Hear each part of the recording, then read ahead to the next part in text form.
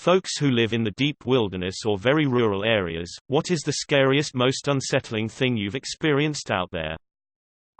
Not sure if this fits here. Was working in East Africa for a few years. There are some very beautiful and isolated places to go explore and enjoy, always in respect to the customs and culture of the area, of course. The national park closest to us didn't have any fences. It had all of the African wild animals you could think of. Could be classified as a rural area, and the rangers, not sure what to call them, was very vigilant in protecting both the animals and the people living close by. Most wild animals are very smart, and very few would wander close to people. The locals also had their way of dealing with the animals. For example, one night I woke up because of very loud drums and shouting. This was not out of the ordinary in the area I lived in, but it was coming from the area where there are no houses, closest to the park. It was during the dry season and the elephants wanted to eat some of the juicy green vegetation close to the people's homes.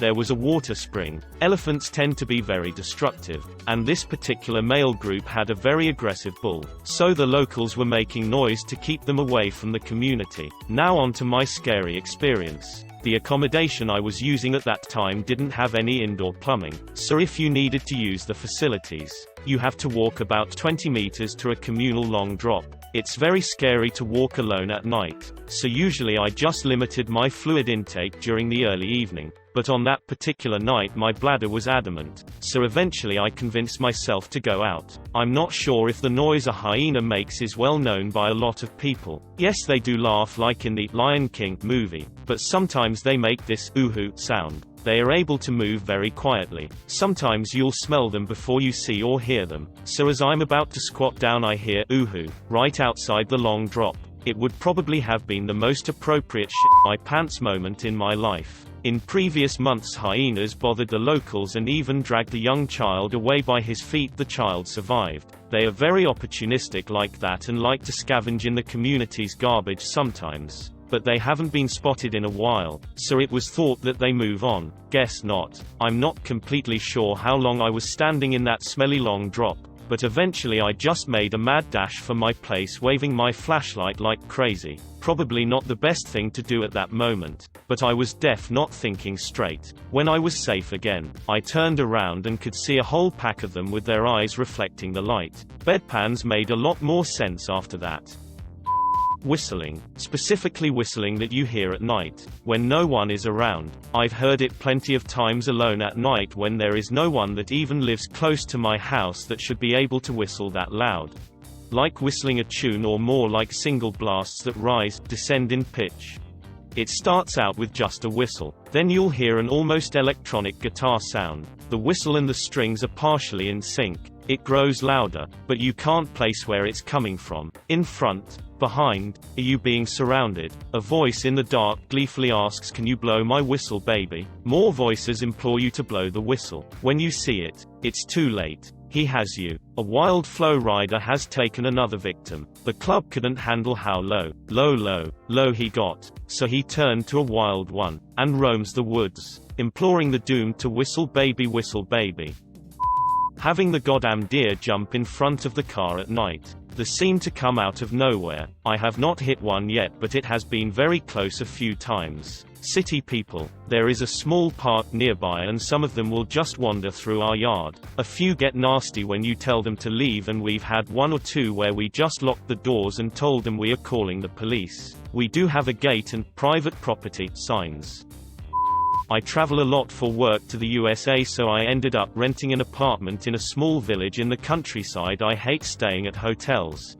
One day I finish work early, get back home, order in some food and just chill playing PlayStation in my room. At about 2 am I get woken up by a woman screaming murder. I realize it's my housemate and she's screaming because she's in danger and something bad's happening. I run to her room and there was a man trying to rape her. We fought and he made it to the door. I ran after him but he got into a car and fled. We called the police and they eventually caught him thanks to the description I gave them of the car. Turns out he had been watching her with the intent of raping her. Her boyfriend works night shifts and he didn't count on me being home. Just to clarify, I rent an apartment with a couple of my friends who live there too. Because I had been in my room all night with the light off and my room faces the back of the house, which is facing the woods and inaccessible to passerbys, he thought she was home alone and decided to attack her. He had been wanted for a series of on town and is in jail now. Not sure if the type of story you wanted, not scary or creepy in a supernatural way, but hearing her scream that way was the scariest thing I've experienced.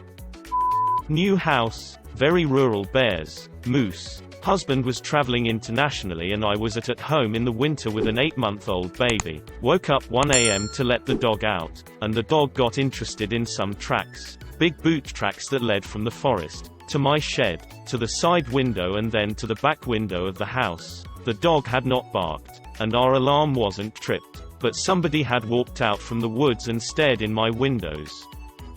Lived with parents but at the time was dog sitting, so it was just me and the dogs. In the middle of the night they wake up and look at the pair of doors leading to the wrap-around deck, all glass, covered in curtains.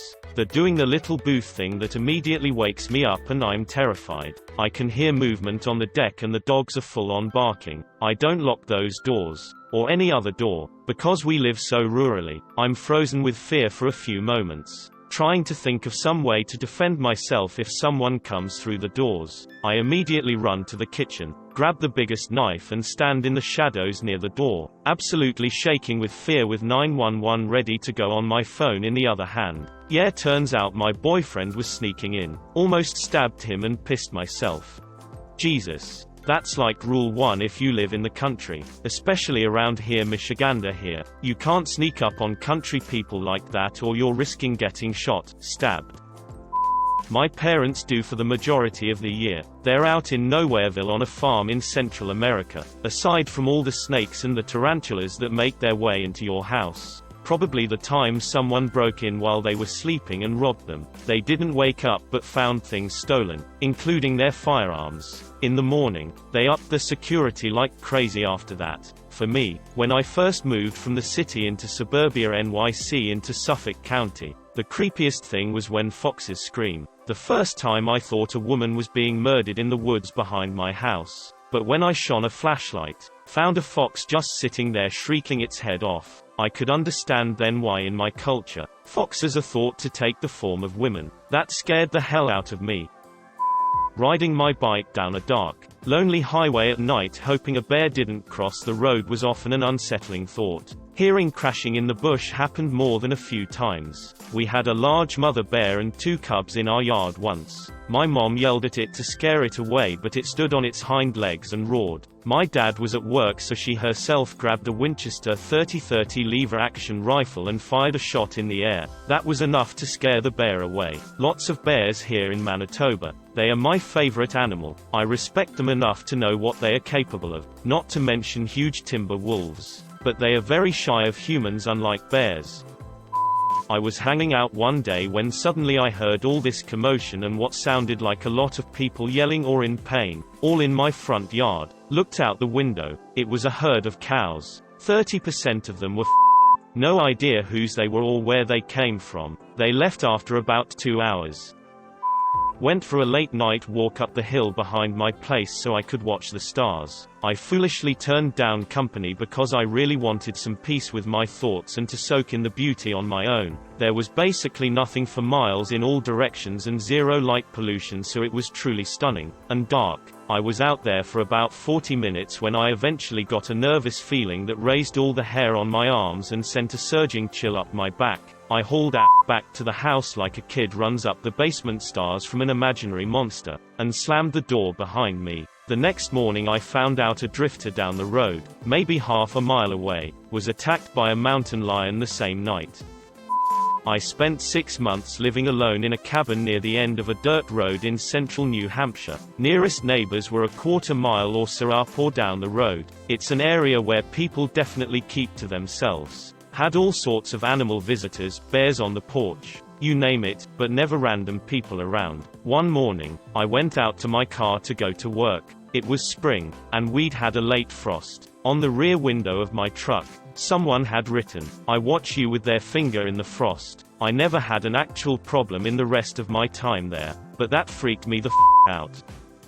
Not sure this is actually scary, but definitely unsettling. I worked on an island for several years, not tropical. This is also before headlamps. Only half the island had lights and there were no cars. We would oftentimes ride our bikes to a remote spot to watch the sunset or hang out, a lot of times until after dark. IDK to this day why none of us had lights on our bikes. A lot of times our flashlight batteries would die. It wasn't unusual at all to be repeatedly whacked in the face by bats, especially when riding through an area thick with trees on either side of the road, like a tunnel. In fact, those were the worst. I would oftentimes just squish my face up, pedal really fast and hope for the best. They were like little fuzzy tennis balls bouncing off you. It was funny to hear my friends scream or yell. We all laughed, but it definitely woke you up, and it was pitch black, so you never saw them coming. But yeah, sometimes like multiple hits in the face or torso.